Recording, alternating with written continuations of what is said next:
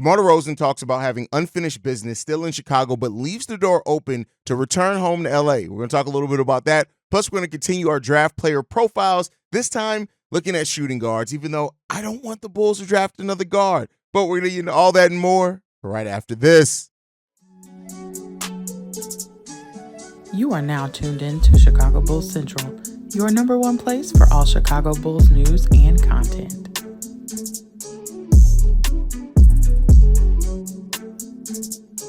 What's going on, Bulls fans? Welcome to another episode of Chicago Bulls Central, your number one spot for everything Chicago Bulls related. I'm the host here, Haize, but more importantly, you guys can follow the channel at Bulls Central Pod on every social media platform we happen to be on. With that being said, let's go ahead and get into it. So I want to start off with this DeMar DeRozan topic before we continue our draft coverage.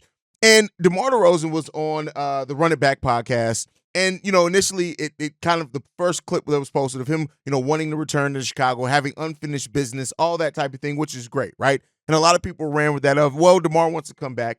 And that's what DeMar should say at this point in time. I don't think any team is going to offer as DeMar DeRozan as much money as the Bulls are probably going to be willing to, because he means the most to the Bulls, as far as, especially if they do plan on moving Zach LaVine. Keeping DeMar DeRozan and keeping that competitive nature alive, that kind of goes hand in hand. Well, also on this podcast, in the clip that hasn't gone as viral, DeMar DeRozan said this: "You can't never say no about playing at home. Time will tell. We'll see where the cards fall." And that's when he was asked about being open to play with the Los Angeles Lakers. And while I'm not going to read too much into this, I feel like this is just posturing. And this is what every free agent should do if they're smart and they have a good agency, is you posture. If DeMar DeRozan spent the whole offseason saying, yeah, I just want to come back to Chicago, we got unfinished business, I don't want to play nowhere else but Chicago, things like that, AK and Eversley could very well come to the negotiating table and be like, hey, you want to stay here, we want to keep you here, but we got to do it at a cost-effective thing. If you leave that door open of saying, hey, I could go back to playing for my hometown team in the Los Angeles Lakers, or the Clippers for that matter, who could be looking to add, a veteran presence as well, it changes things a little bit. Like, again, and you're also doing the whole public opinion. That way, if he does leave the Chicago Bulls, it could easily be said, well, hey, I wanted to stay there. I didn't get the offer I needed to get. So, there's a lot of different things that could play out into that. Ultimately, I still sit where I've sat before on this. I think that DeMar DeRozan is going to be back in Chicago. Not necessarily saying that is what I think the best outcome is. I actually feel the opposite of that. But you guys know, it's not just about what I feel. It's about what the reality of the situation is. And as long as AK has shown that he wants this team to stay as competitive as possible, and, that's the first thing on his mind, is staying competitive, whatever that version of that is in his head, he's going to do that. And that includes keeping DeMar DeRozan around. So, we'll see what this offseason holds for the Chicago Bulls. We know they can't bring everybody back. I know there's still a fear from a lot of Bulls fans, a legitimate one at that, because of where this franchise has been over the last, few years. But ultimately, I would not be surprised if, much like with Vooch, much like with Kobe, that when free agency opens, if something doesn't get done before then, very shortly after that, we get a DeMar DeRozan. Chicago Bulls have reached a verdict on it. I wouldn't be surprised in that. They may play this game of chicken leading right up into the opening of free agency, because that's the thing that best suits DeMar, right? If DeMar does let this go to the opening of free agency, even if he has no plans on leaving, it does create a situation where, oh, well, shit, now he can go anywhere. He's a free agent, and all it takes is one team that is willing to, pay him a full mid-level or above that actually is competing for something, maybe to kind of actually pry DeMar DeRozan away if that negotiation is still kind of tense. So, to hear that the Bulls have offered upwards of $40 million, and that's something that's still been turned down, it really leaves a lot of questions on exactly what is DeMar DeRozan looking for in free agency. If he's looking to get maxed out in his last couple of years in the league, last handful of years, let me not say couple before somebody takes that too literally, but that could be the case, and I guess ultimately we'll see where the chips fall. But let me know what you guys think down below. As of right now, right? Do you believe that DeMar DeRozan is going to be back with the Chicago Bulls, or do you think there is a chance of him going somewhere else? And if you do think there's a chance, what percentage of a chance do you put on that? Put that in the comment section down below. With that said, we're going to go ahead and get back into our draft coverage for today. And today we're doing shooting guards. Now, I've put the guard positions off as long as possible, because I don't see the Chicago Bulls going draft a guard in this draft, but a lot of mocks do have the Bulls going guard in this draft. Now, that could be because maybe the Bulls do move on from Alex Cruz. So maybe, they want another solid guard off the bench because I would assume maybe that starting shooting guard next year and they need some depth there. But a lot of mocks. You'll be surprised at the number of mocks that have the Bulls drafting guards here. So we're going to cover them. The first guard we're going to cover in this one is Ja'Kobe Walter, 19 years old, 6'5", 180-pound shooting guard. He's drawn comparisons to Reggie Bullock and Chris Middleton. This guy simply can score. Any effort, right? The effort, the dog in him is absolutely there. You can't deny the dog in Ja'Kobe Walter at all because that dude has that dog in him. If you're looking for the dog, he got it, right? Now, he, of course, has some limitations as everybody's going to in this draft because that's why you don't see a lot of star-level comps or star-level expectations out of this draft. But listen, he's a guy who can shoot. He's dynamic in that area of the game, coming off screens, coming off handoffs, extremely well in that. Doesn't have a lot of hesitation when it comes to the offensive side of the ball. He's physical. He uses his quick first step as well to get through contact. He's not afraid of contact, and that's something I really do look at, especially when you have guards that aren't necessarily amazing three-point shooters, right? If you don't back down and you have that quick first step, you don't shy away from that physicality, that can kind of overcome that some in a lot of ways. But he's not a slouch three-point shooting-wise. 34% on 6.3 attempts per game did he in his only year playing in college with Baylor. So that's something to be said there. 14.5 points per game, 4 rebounds, 1.4 assists, 37% shooting from the field, though, which is a little bit concerning, 34% from three-point range.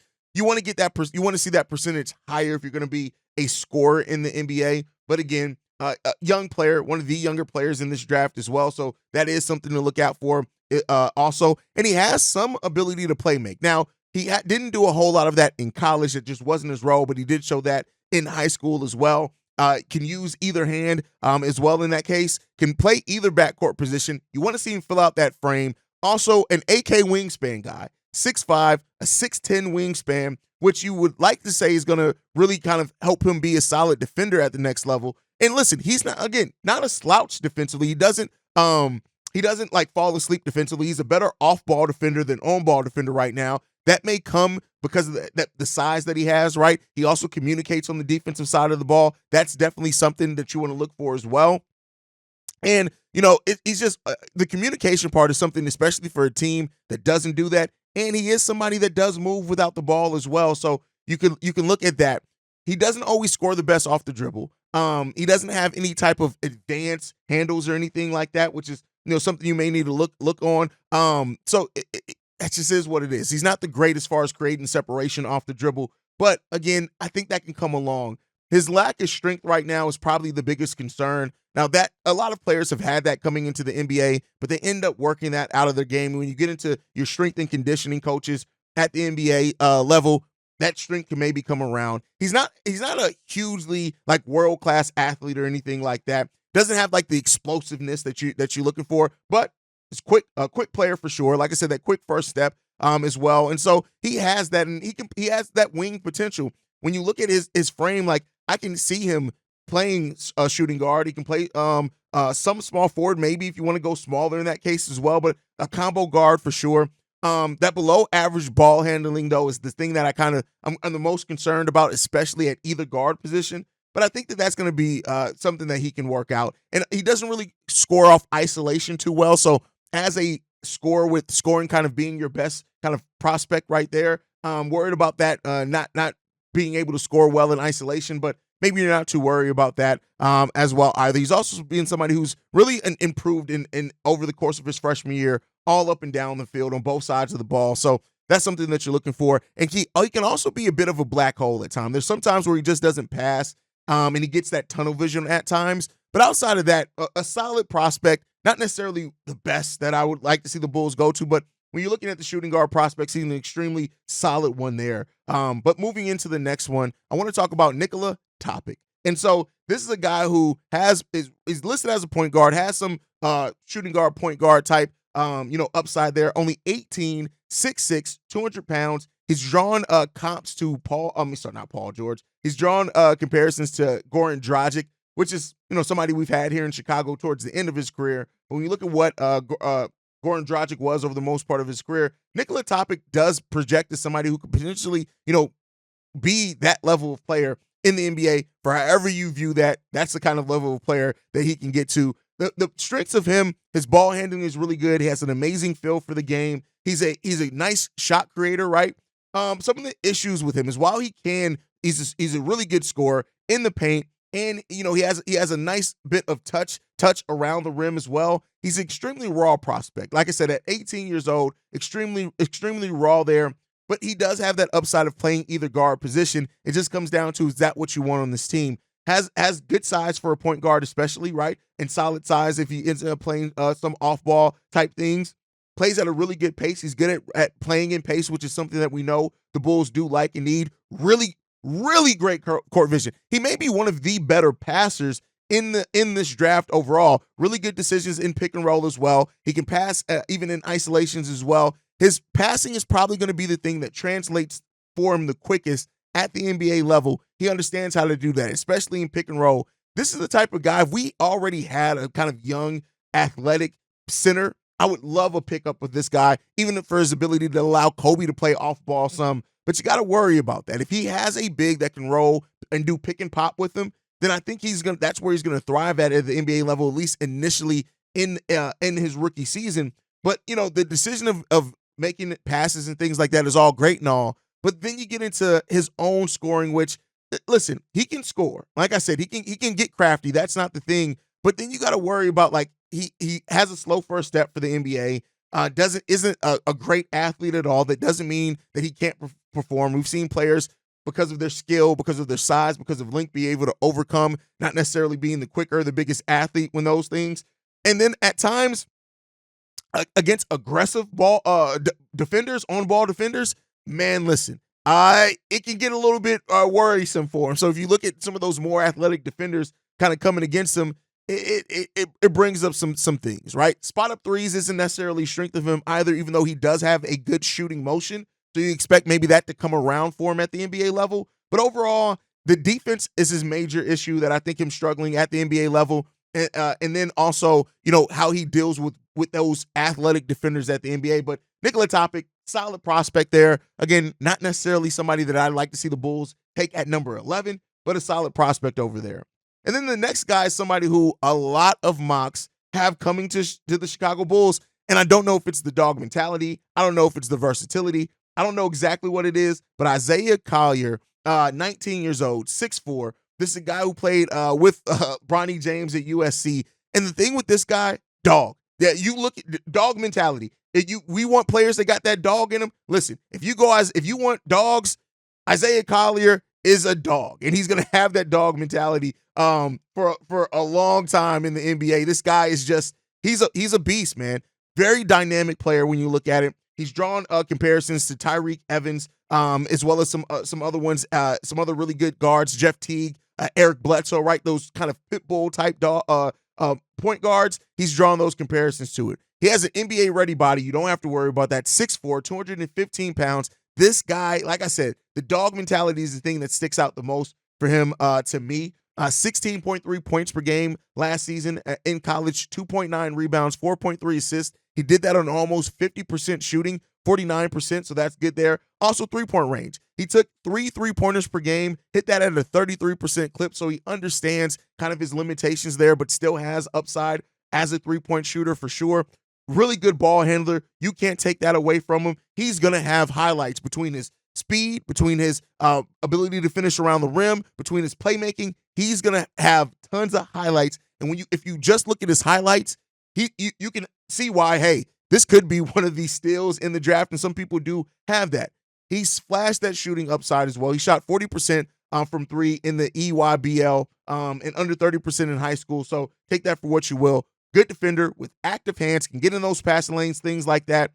When you look at the minuses with it, he's a gunslinger sometimes in the truest sense of the word, that he's going to gamble, and some of those gambles are going to turn into highlight reel playmaking opportunities for him. Sometimes that's going to turn into turnovers as well, right? So he needs to be a little bit more composed, a little bit more controlled, and I think if he does that, he can be somebody who definitely can get you 6, 7 assists, regardless of where you play in them. The shooting mechanics are there. Again, we've talked about that. That needs to come around a little bit as well. but the athletic nature of him, again, not this like huge above the rim finisher, but he has the ability to finish around the rim. He can he can fight through contact. This dude is an absolute dog. Defensively, like I said, he's very active, especially in passing lanes. On-ball defense against maybe some more of the longer point guards may cause him some trouble and some issue. But overall, not too worried about him on the defensive side because of the effort that he gives. And I think that that's going to round out to him overall as well. In that case, he can be a little bit of a, like I said, a gunslinger at times. He needs to improve the jump shot overall, but with the way that he can score and his craftiness, I'm not too worried about that one. Also, and that's just really what it comes down to. He's a extremely strong player as well. There aren't going to be too many people and he, listen, he's also one thing that I did miss in the pluses, he's starting to show a little bit of an ability to get even smaller point guards in the post, and that's something that we don't see some guards add until later into their career. The fact that he's starting to take point guards to the post, right, especially ones that he's stronger than, that he knows he's stronger than, I think that that's a really big plus sign on his longevity as well, to look out for that. All right, the next guard that we're going to talk about is Jaylen Tyson. This is a shooting guard / small forward, 6'6", 215 pounds. The guy played for the Carolina Golden Bears last year, 19.6 points per game last year in college on 46% shooting. Also got almost 7 rebounds per game. At the guard position, if you can have a solid rebounder at that off-guard position, that's extremely solid. He played for 3 different college teams over his collegiate career, Texas, Texas Tech, and then Cal, so take that for what you will. But last year with California, like I said, 19, almost 20 points per game, 19.6. Also, he took 4.5 three-pointers per game and hit that at a 36% clip. His sophomore year, he took 3.5, hit that at a 40% clip. So this guy does have tremendous upside overall as a scorer, and that's what I like so much about this guy, is that if you just want some scoring, and especially if the Bulls are looking maybe at somebody who can provide some scoring off the bench and be a creator, a shot creator, he can create his own shot probably more than anybody else. And he has tons of versatility in the positions that he can play. You can play him at shooting guard. You can play him at small forward. I really like that. He played point guard some in college as well, so take that for what you will. He dictates the pace, right? And because he isn't the quickest player himself, he's also developed a nice post game as well. And so, like I said, I really like when guards have that ability to go to the post, because to me, that's kind of where the NBA is going. If you can be that 3-level scorer, not necessarily just because of finishing around the rim, but because you can take players to the post, that's huge for me. He's extremely comfortable. He can make floaters, mid-range pull-ups, solid enough with threes, catch and shoot threes,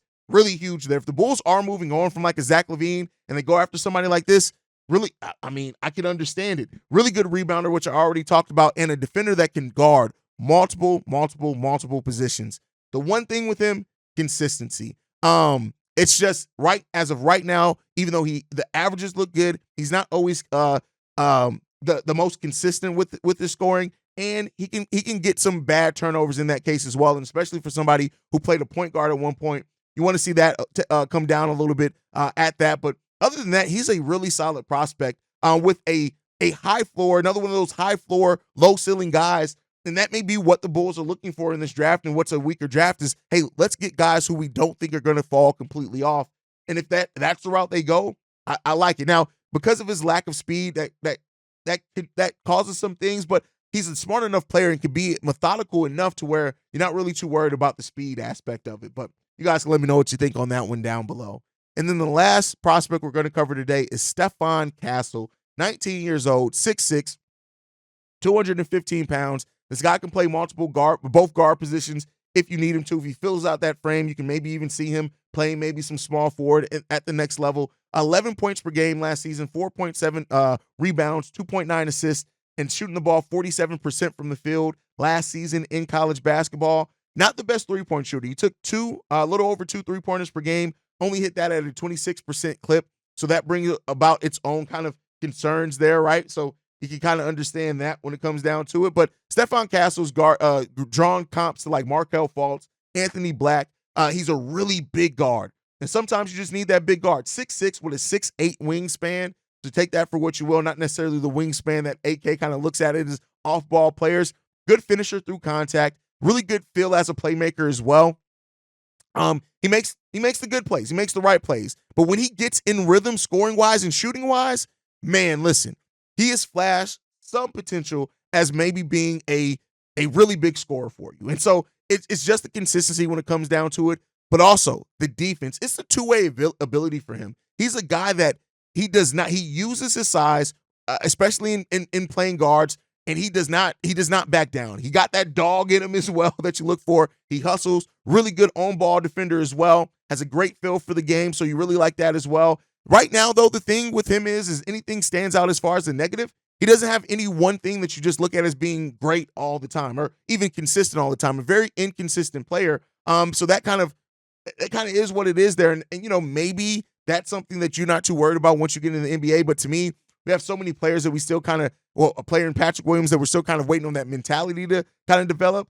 Maybe that's a little bit of concern there. But like I said, he got the dog in him. So that's not the thing. He's a jack of all trades, master of none. And if you're drafting that lower in the first round, that's not a bad thing. But with the 11th overall pick, is that what you want? That's a question that you have to ask yourself. So we'll see what comes around with that. He did have a meniscus injury earlier in the season as well, which affected his season. So, if you're worried about kind of injury concerns with the injuries the Bulls have already had up and down their roster, this doesn't do anything to kind of solve that. But again, I like him overall. I think you're going to see from the highlights this is a very solid, well-rounded player. The question is that what you bite at number 11, though? But let me know what you guys think on it. Like I said, the guard position has been a funny one to kind of cover in this draft for me because it's not necessarily one that people necessarily think the Bulls need to go to. So, let me know what you guys think on that down below. Make sure you guys are following the show at Bulls Central Pod. You can send us any feedback, questions, comments, concerns, bullscentralpod@gmail.com. Lastly, if you want to leave a text message and our voicemail for the mailbag, the number to do so, 773-270-2799. We are the number one spot for everything Chicago Bulls related, thanks to you guys. And like I like to end every episode on, go Bulls. Love you guys. See red if you can, y'all. Peace. This has been a presentation of the Breaks Media.